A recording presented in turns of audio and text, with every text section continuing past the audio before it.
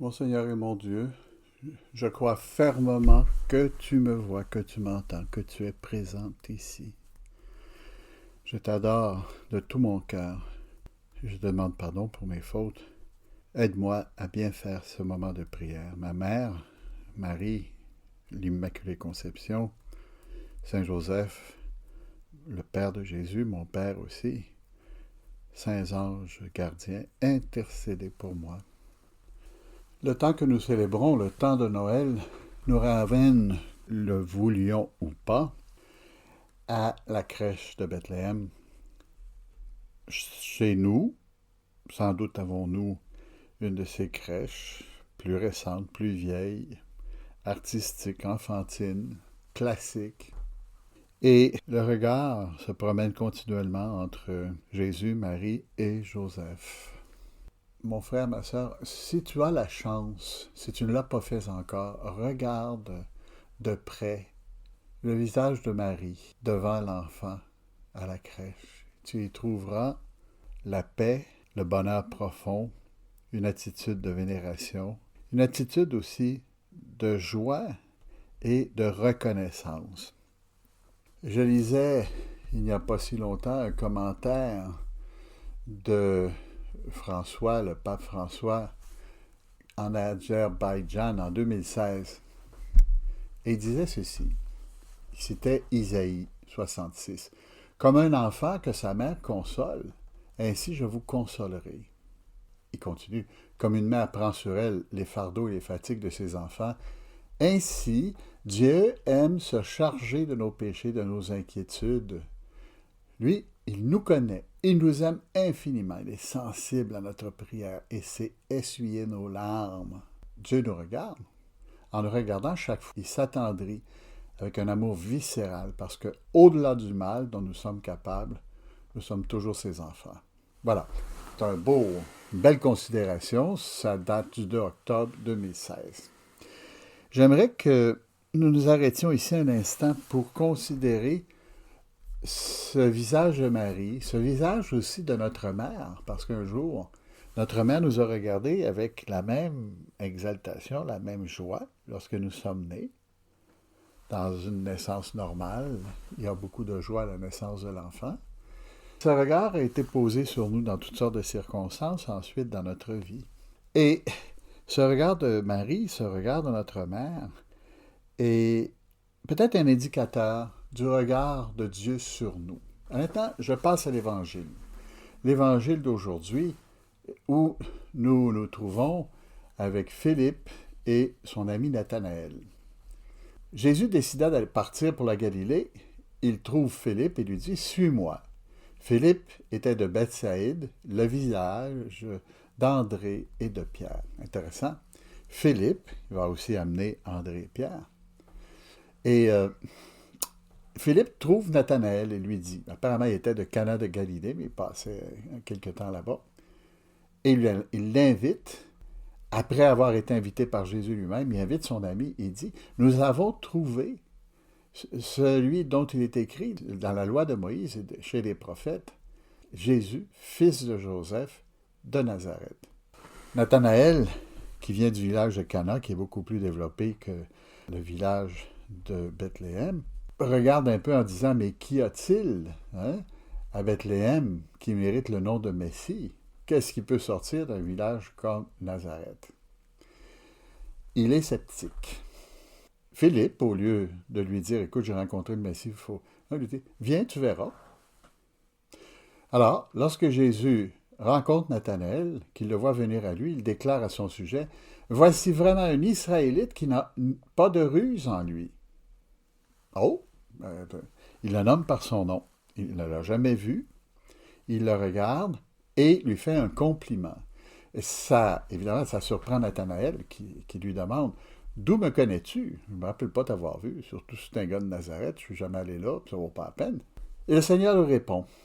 Une réponse qui nous touche parce que c'est clairement une indication personnelle qui se rapporte à Nathanaël. Le Seigneur lui répond, avant que Philippe t'appelle, quand tu étais sous le figuier, je t'ai vu. Évidemment, il fait un geste que beaucoup de gens faisaient. Apparemment, quand il fait chaud là-bas, on se met, le figuier est un bon arbre pour recueillir un peu de fraîcheur. Il n'y a rien de surprenant à ce que Jésus lui dit. Ce qui est surprenant, c'est les circonstances dans lesquelles se trouvait Nathanaël. Il attendait le Messie et désespérait de le voir un jour, peut-être parce que, comme Philippe, il avait entendu parler de Jean-Baptiste, mais c'était pas lui. Puis bon, quand viendra le Seigneur, le Messie?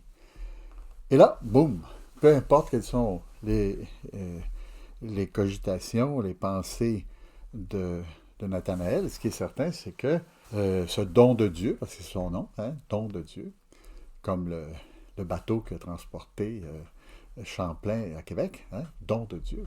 Alors Nathanaël, qui est un don de Dieu, reconnaît soudainement que le Seigneur a lu ses pensées.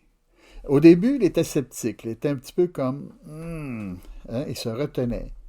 Mais là, il a vu le regard de Jésus, il a compris que le regard de Jésus était un regard aimable, du genre de ce que nous lisions tout à l'heure du pape François. Hein?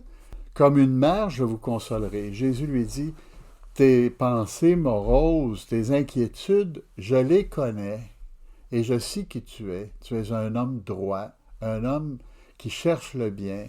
Et pour cette raison, je t'encourage, continue. Et là, évidemment, Nathanaël répond, mais tu es réellement étonnant, Seigneur. C'est toi le Fils de Dieu, c'est toi le roi d'Israël. À sa réponse, Nathanaël exprime qu'il est véritablement le Messie qui doit venir. Ces deux mots qui, mis ensemble, chez les Juifs à l'époque, aidaient à comprendre qu'il s'agissait réellement du Messie attendu. Il se sent accueilli par le Messie attendu. Imaginez-vous ensuite comment il saisit ce regard de Jésus qui l'invite, probablement implicitement, à le suivre. Il est touché. Ce regard que nous avons vu en Marie, n'oublie pas que c'est le regard de Jésus aussi. Il a appris à regarder comme sa mère regardait. Il a développé les traits de Marie. Donc on peut imaginer que les traits qu'il avait étaient surtout des traits communs à sa mère et à sa famille. Et donc le regard de Jésus, c'était le regard de Marie. Jésus avait appris à sourire comme Marie. Ce regard de Jésus est un regard qui n'est pas un regard perçant, mais un regard invitant. Te rappelles-tu, un jour dans ta vie, peut-être tu as rencontré quelqu'un qui avait un regard invitant. Peut-être c'était le regard de celle qui deviendra un jour ta femme, ton mari, celui qui deviendra ton mari. Peut-être c'était le regard d'un ami qui nous comprenait dans nos difficultés puis qui voulait nous aider. Peut-être que c'était aussi le regard de quelqu'un à la paroisse qui voulait nous inviter à participer à quelque chose pour réveiller en nous l'amour de Dieu, à la catéchèse, à la première communion, tes parents toujours, bien sûr. Et ce regard qui est un regard extraordinaire. Je reviens sur ce regard de Jésus, tel qu'il est exprimé par le pape François. La consolation dont nous avons besoin au milieu des émêlements tumultueux de la vie est vraiment la présence de Dieu dans notre cœur, parce que sa présence en nous est la source de la vraie consolation qui demeure, qui libère du mal, qui porte la paix, qui fait croître la joie. C'est pour ça que Nathanaël était tellement heureux. Quelle merveilleuse joie qu'il avait. Et donc, le Christ a ouvert les portes. Parce que sa présence en nous est la source de la véritable consolation. Si nous voulons vivre comme des personnes consolées, il faut faire une place au Seigneur dans notre vie. Et pour que le Seigneur habite en nous d'une façon stable en nous, il faut lui ouvrir la porte et ne pas le laisser dehors. Il y a des portes de la consolation à tenir toujours ouvertes parce que Jésus aime entrer par là. Et là, il nous dit, entre autres, de lire l'Évangile, d'aller à la confession et de fréquenter l'Eucharistie. À travers ces portes, le Seigneur entre et donne une lumière, une saveur nouvelle aux choses. Mais quand la porte se ferme, sa lumière n'arrive pas, on reste dans l'obscurité.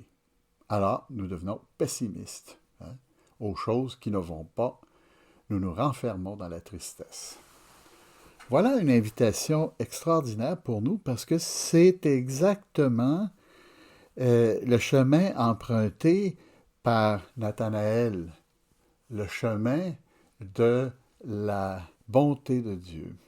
Comme les saints, nous avons été invités à rechercher ce qu'il y a dans le monde qui laisse les vestiges du Seigneur qui est en haut. Seigneur, aide-nous à voir, aide-nous à comprendre, aide-nous à nous présenter vers toi avec foi, amour et avec la décision de toujours répondre positivement, comme Nathanaël, à ce regard d'amour, de confiance et d'espérance. Seigneur, aide-nous à persévérer dans les sacrements.